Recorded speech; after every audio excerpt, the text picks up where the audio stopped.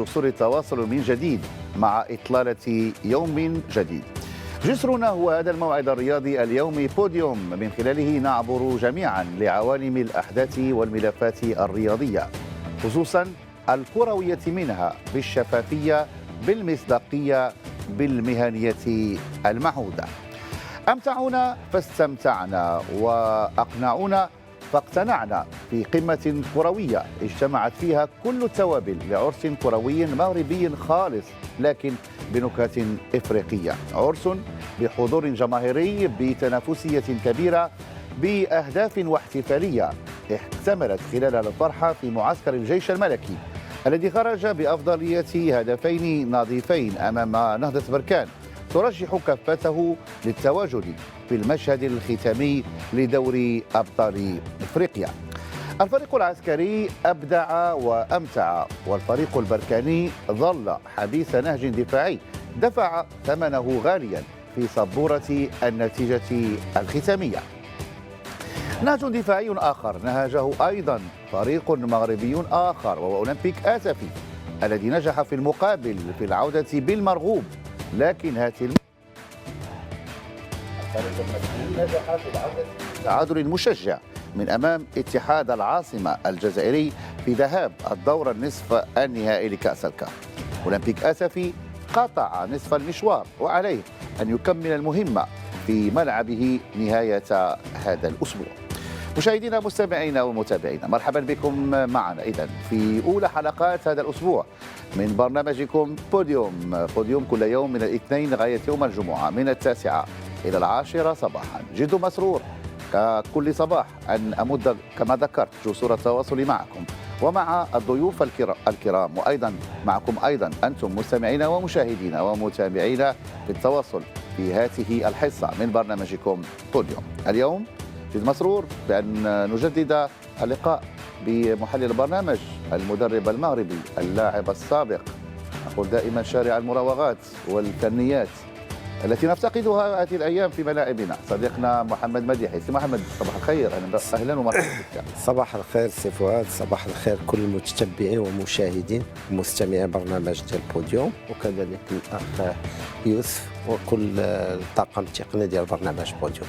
السبت الماضي بين الجيش الملكي وفريق النهضة بركان، أيضا على لقاء أولمبيك آسفي أمام اتحاد العاصمة يوم السبت أيضا، على أساس نرجعوا يعني لقاء المغرب الفاسي وابتسامة ديال صديقنا يوسف الشاطر، فوزه الكبير طبعاً أمس على فريق الوداد. قبل ما نمشيو غير واحد قلت غير في الصباح قال لك سي محمد خرج لي من الجلبات مع الصباح الخير، السلام عليكم، ربحناكم ماشي قال كنا قال لك ربحناكم ما قالش لا حتى ديك صباح الخير ما قالهاش، لا قال بطريقه مستفزه ولكن ولقى الفرصه غيضيعها، ما يمكنش يضيعها صديقنا. لا يستاهل يعني المغرب الفريق فوز كبير امس على فريق الوداد الرياضي، وهدف ولا اروع للاعب اللي كان درب على يديك سي محمد مديحي جبالي.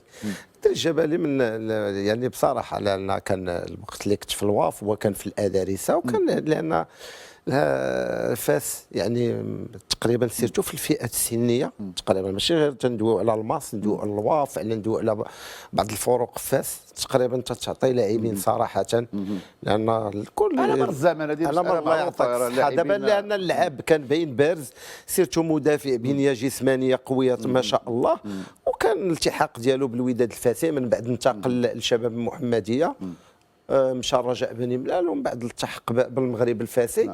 يمكن الغياب ديال الشباني البارح كان كما تنقولوا احنا فال خير على ذاك اللاعب، لان طريقه باش مثلا يعني الدور الدفاعي ماشي ما نتكلموش غير الهدف، ولكن يعني ولا هدف دور دفاعي. شوف هدف يوسف بطريقه ولا اروع. انا قلت لي زعما احنا للاسف احنا دابا كاعلاميين، وربما دعوه لكل الاعلاميين المغاربه وكاع الناس المغاربه نشروا هذا الهدف على نطاق واسع باش العالم كله خصو يشوف ذاك الهدف. انا كما قلنا في الصباح وانا كما قلت لك يا يوسف، قلت لك دابا كون سجلوا رونالدو ولا سجلوا ميسي راك شوف. هو الهدف هو انتشر فؤاد خصوصا في منصه التواصل الاجتماعي في تويتر مثلا، انتشر بصفه رهيبه حتى في صفحات برازيليه واوروبيه، وحتى من اصبح يقول انه مرشح سيكون مرشح لجائزه بوشكاش، فهدف جميل جدا. للاسف ان الكره ارتطمت نسبيا براس ابو الفتح. ترتطم شوف لا هدف جميل لان هدف رائع، ولكن شوف والله العظيم لا هي الفكره هي لو كانت لو كان يعني الكره مشات ديريكت ولكن السيوس دابا غير انت كمدافع باش تكون طبعاً. عندك مثلا هذيك القدره والفكره والجرأه، الله يعطيك الجرأه. لا وبواحد الهدوء، لان ما هو تخيل وحده ربما تخيل اللقطه، لان واحد خدا الكره جاب على رجله الجانب انا الاخر. سيوس حيت ما حدنا تكلمنا هذا الموضوع، لان شفت انا بعض يعني الفيديوهات لان تيدير حتى في التدريب في التدريب بان مثلا هو والزميل ديالو مثلا كاين واحد المسافه اللي تيتريني هي خصوصا الجرأة، انك لانه كون ضربها ومشات ضربات في لا يقول لك استهتار وكذا قربك لهذا الشيء. شوف طيب سي فؤاد نقطة عافاك. شتي الحاجة اللي تحسب يعني باش نكونوا واضحين، لأن الحمد لله من خلال هذا البرنامج وكاينين برامج كثيرة على أن دابا ولينا تنتبعوا. انا كان معروف شحال هذا مثلا، انا بالامس القريب كنت تشوف يوم الاحد البرنامج اللي كان مثلا معروف صافي دير كاينين اهداف اللي كانوا حتى في وقت كانوا اهداف جميله، ولكن ما كانش وشحال هذه كان الكاميرا يكون بلاهي ولا شي حاجه ما كانش مشيتي ما تشوف والو. طيب نمشيو الان باش نهضروا غدا غتكون معنا السي محمد مديح غنهضروا والاهداف اللي في مباراه اللي كتكون في المباريات شباب المسيره ما كنشوفها يومين من بعد. طيب هذا ما وصلوش، هذا زمن اخر، وحنا الحمد لله الان زمن مغاير، والكل وسوسو ديك الاحتفاليه وديك الاجواء غدا غادي نرجعوا ان شاء الله باش نهضروا ونعطيوا لهذا اللقاء ما يستحقه اللقاء المؤجل عن منافسه الجوله 12 بين كل من المغرب الفاسي والوداد. نمشيو الاجواء اخرى جميله، اجواء اللي كان عليها المركب الرياضي مولاي عبد الله بالرباط يوم السبت الماضي. حقيقة أنت كتشوف ذيك دخول الفريقين المغربيين في مباراة دور نصف نهائي ديال دوري الأبطال، راه حنا الآن بقينا ولينا بعيدين سنوات ضوئية على باقي البلدان الإفريقية. لما كتقارن دخول هاد يعني الفريقين وكتقارن مثلا الدخول ديال كل من ترجي وسان داونز، يعني لا مقارنه عند وجود الفارقه. السي محمد مديح، حنا قبل ما نهضروا على الكره بعد غير الاجواء والجمهور، كيفاش كانت الاجواء في المركب الرياضي محمد مولاي عبد الله؟ هو صراحه ليس بغريب على المغاربه، سيرتو مثلا سيرتو مثلا فريق الجيش، الملعب اللي عاود تجدد يعني راه شفناه في اخر حاجه كاس افريقيا، فتنظن بان الفريقين بجوج يعني على الاقل شفنا مثلا الجيش الملكي، جمهور الجيش الملكي اللي كان عندهم واحد يعني تحدي على انه واش ممكن يمتلئ الملعب. نعم. للامانه امتلأ عن اخره، كان حضور جماهيري، كانت هذاك الروح الرياضيه سواء لا في الملعب ولا سواء ما بين الجماهير. هذا الشيء تيشرفنا، وزياده على ذلك السي فؤاد هو ان الحمد لله ولينا تنشوفوا جوج ديال الفرق في عصبه الابطال في الدومي فينال، فراه كانت الى فرقه تاهلات يعني فات دور المجموعات كان تيكون عندنا بالنسبه لنا انجاز ابار الوداد اللي تقريبا واحد 10 سنوات دائما تتكون مع الكبار. نتمنوا ان شاء الله اي فريق بحال هكا شارك الا يشرف الكره المغربيه. نعم، والكره المغربيه ابى من ابى وكره من كره كما كنشوفوا، يعني 3 فرق كتواجد ضمن 8 فرق، يعني هي النسبه تقريبا نقولوا 40% ديال التواجد المغربي في دور نصف نهائي ديال الكاسين القاريتين. يعني يوسف شفنا مباراه ربما تقنيا في الجوله الاولى ما كانش بداك الشيء اللي كنتظروه، ولكن على العموم شفنا اجواء جميله، شفنا تنافسيه، وشفنا فريق عسكري قوي وقوي جدا في هذه المواجهه. طبعا مباراه فؤاد رائعه على جميع المستويات، سواء من الجانب التنظيمي لانه ليس سهلا حتى بالنسبه للجيش الملكي ايضا كطرف منظم للمباراه. هي المره الاولى التي ربما يخوض بها هذا النوع من المباريات نصف نهائي دوري ابطال افريقيا. الشيء الايجابي هو انا حتى الشوط الاول فؤاد بالنسبه لي كان مقبول جدا على صعيد الاداء، لان المستويات متقاربه جدا. الجيش الملكي استفاد كثيرا من اخطاء فريق نهضه بركان، خصوصا عبد الحق عسال الذي قدم أسوأ مباراة له ربما منذ فترة طويلة. لا أريد أن أقول تسبب في الهدفين، لكن تعامل بنوع من التساهل مع كرتين دفع الفريق البركاني ثمنهما غالي جدا، لكن الجيش الملكي أظن استحق الانتصار. وكان الهدف الأول يوسف خطأ ديال وسط الميدان ديال اللاعب البحيري، لأن أنت لاعب في وسط الميدان، وهذه المدربين يعني يعرفوا احسن منا حنايا اللي يلعبوا الكره. ديك المنطقه منطقه حرجه وحرجه جدا. دائما خصك تتحكم في الكره، يا اما تكون متحكم فيها 100%، يا اما غادي تمررها وما تحاولش تراوغ، لانك انت خليتي الفرصه للمهاجمين باش يمشيو. كانت فرصه عند عبد الحق عسال لو تعامل مع الكره من يعني من ضربه واحده يعني، وحاول انه يبعد الخطر، ربما ما كان نهضه بركان يستقبل الهدف، لان الكره الاخيره اللي اخذها مهاجم الجيش الملكي من اقدام عبد الحق العسال، ومن بعد كان الهدف الاصليه في الاصل في لكن فؤاد الاخطاء وارده في ولكن انت درتي غلط في وسط الميدان، صافي عطيتي وانت جاي من الدفاع، دونك عطيتي الفرصه للمهاجمين ديال الفريق باش يوصلوا المربع العملي. هذيك المنطقه بالذات دائما كنشوفوا فيها اللي كتمشي ليه الكره في ديك المنطقه كتشكل لك خطر على المرمى. طبعا وارد، لكن بالنسبه للعسال لو تعامل مع الكره بدون ربما التساهل لكان الفريق قبل لكن الى رجعنا للاصل ديال الكره الى رجعنا، ولكن العسال الدور ديالو كمدافع هو صحيح الاخطاء اللي ممكن يقوم بها هو البحيري بغى يراوغ في وسط الميدان، وهذيك مساله غير مستصاغه وغير مقبوله، لانه خذا الكره صافي. انت عندك البحيري عندك الكره، دونك انت يا اما غتمرر يا اما ما خصكش تفقد الكره. واش كنتحدثوا على الضغط ديال تما ديك المنطقه هذيك، وكنشوفوا اهداف كثيره في العالم كتسجل بديك الطريقه. هو هذا السي فؤاد اللي بغى نشاطك الراي، وكذلك تا السي يوسف. انا غادي نعاود نرجع النقطه ديالو. هذيك النقطه بالضبط كاينه احصائيات على هذيك المنطقه. يعني انت كوسط ميدان وي، ولكن مثلا كمدافع السي فؤاد في هذيك المنطقه مثلا باش غتبغي دير كونترول بهذيك الطريقه في نصف نهائي كاس افريقيا غير مقبول نهائيا. علاش؟ لان مبدا السلامه. محمد حنا كنشوفوا الخطا الاخير، شوف لما الاخر عطاه الكره، الاخر خصو يشد الكره يا اما يمررها، كتمشي لك الكره لانه بقى كيتسنى الخطا زعما ما كانش لا خطا لا والو. مشى المهاجم، واحد المهاجم عاود المدافع اللي رجعها، ولكن كنشوفوا الاصل الاول. وانا نعاودوا اللقطه تماما. الاصل ديال الخطا ديال الهدف الاول وهو الخطا ديال البحيري. هو السي فؤاد دائما من يميه ما كنا تنلعبوا دزنا مع مدربين، وكذلك حتى ملي تنبغيو ماتش، لان قد ما قللتي الاخطاء قد ما تتكون النسبه ديال الهزيمه اقل، قد ما تتكثر. لان تكلمتي على الغلط الاول هو ديال البحيري، جا الغلط الثاني هو ديال عسال، ومن بعد حتى دوك اللاعبين اللي عوض مثلا ما غتخرج عند اللاعب اللي غادي يسجل، مشيتي باغي دخلتي للمرمى، لان انت ماشي حارس مرمى. فهنا تنتكلموا على كاينين بعض الاخطاء، قد ما كنت تكثر من الاخطاء قد ما تكون قريب النتيجه. علاش دابا كنهضروا على الضغط المرتفع، الضغط ديال اللاعبين، وانت الضغط، لان الضغط كنمشي عند حامل الكره في ديك المنطقه اللي خصني ناخذ الكره باش نبني الهجمه، لان الفريق يكون صاعد.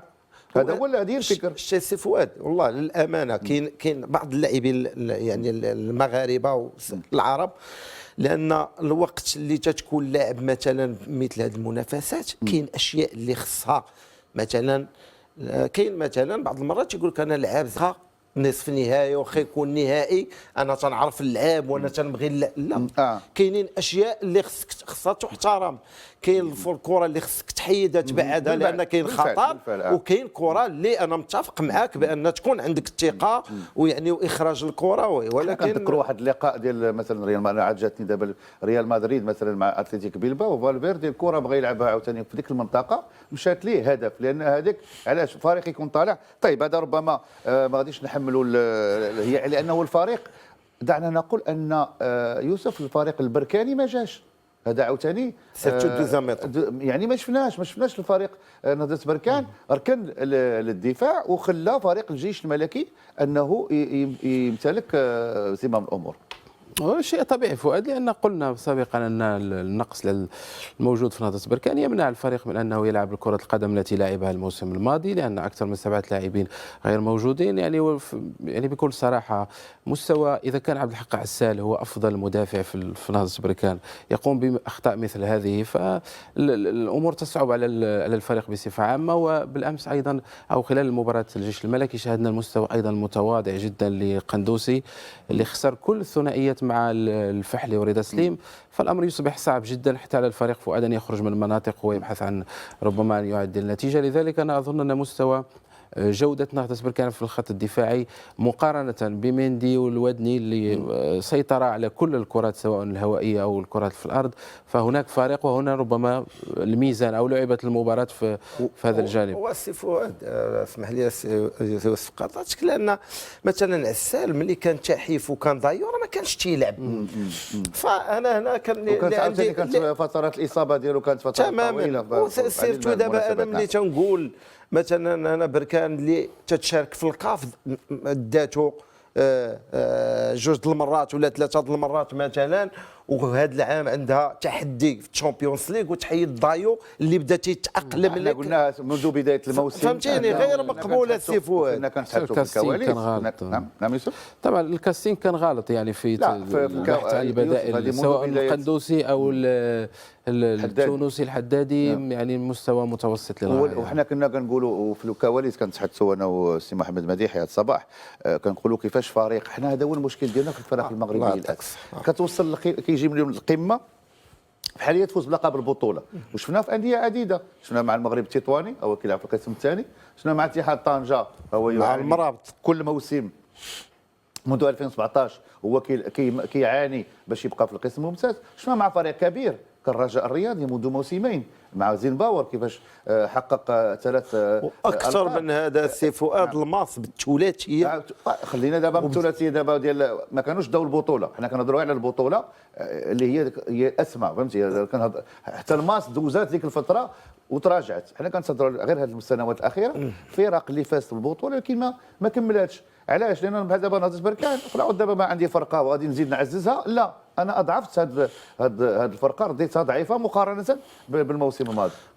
زعما حنا تنقولوا مثلا الفتره ديال الكعبين اللي المبلغ كان يعني اي فريق يكون عنده مثلا في المغرب هذاك المبلغ وي مقبوله، ولكن انا اللعاب اللي مثلا على اشياء اللي عاديه يقدر ياخذها في مدينه في نهضه بركان، فتنظن باننا مثلا ضايو عميد المنتخب البوركينابي كذلك اللي تاقلم مع الاجواء ومع الدوري المغربي، فتحيدوا مثلا المليوي ما عندكش بديل ديالو كراس، راك شتي بان لا لين داتا صغير ولا باسيل ما البحيري الرجوع ديالو من الاصابه ماشي هو هذاك، فتنظن واش هنا كتحدث على يوسف واش الغيابات ديال يعني الفريق لعبوا كانوا بدون اجنحه على مستوى الدفاع، غياب المساوي المشكل ديال المنشطات، غياب منعوت في الجهه اليمنى بداعي الاصابه، واش غياب هاد اللاعبين يقدر يكون ايضا اثر على مردود الفريق لانه لاعبين اساسيين،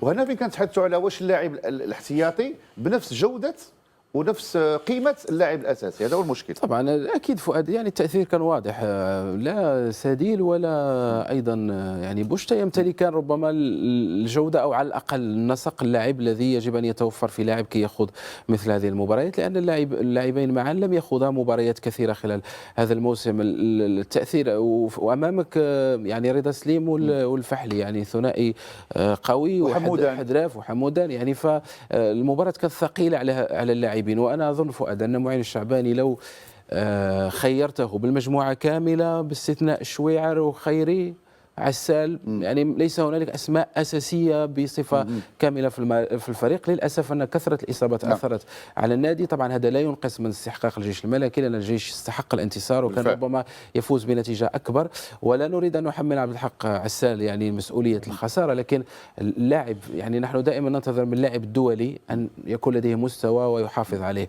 في مثل هذا النوع من المباريات. وشو هو ماشي غير عسال، هو الفريق كامل يعني يتحمل المسؤوليه ويتحملها اولا وقبل كل شيء المدرب معين الشعباني، لان بهذه الطريقه ديالو ديال التحفظ، لان ما شفناش خطوره على مرمى حتى في الهدف اسمح لي فؤاد، ما شفناش خطوره تماما، ما كما كنجوا عاد عرفنا شكون اللي حابس. لا في الشوط الثاني حتى في الهدف الثاني فؤاد، حتى في التكوين بالنسبه للاعبين وتعليمات المدربين انه لا يجب ارجاع الكره في قلب الملعب. فعبد الحق العسال يعني كان لو يشتت الكره يعني على الجانبين فهو رجعها بالنسبه يعني وكانه صنع هدفا لايت اورخان. شوف هو ايت اورخان هذيك المنطقه بعدا خصهم يكونوا فيها المدافعين. فين هما المدافعين؟ الله اعلم. مدافعين ديال وسط الميدان ما كانش وسط الميدان في الهدف مثلا ديال ايتون، فين هما الله اعلم. علاش؟ لانه كان هناك انعدام التوازن في الفريق وحتى الخطه باش داخل بها كما كنقولوا المدرب معين الشعباني. وشفناها ان الفريق هذا يعني شفناه في لقاءات اخرى كيفاش انهزم مع بيراميدز ب3 إصابات ل0، وكيفاش شفنا ايضا الهزيمه مع يونغ افريكانز ايضا بهدفين ل0 في منافسات يعني دور المجموعات. الفريق ما كيحقق نتائج ايجابيه خارج الديار. نعود بعد قليل لمواصله الحوار حول هذه المباراه، مباراه الجيش الملكي امام فريق نهضه بركان. بعد قليل الجزء الثاني برنامجكم بوديوم.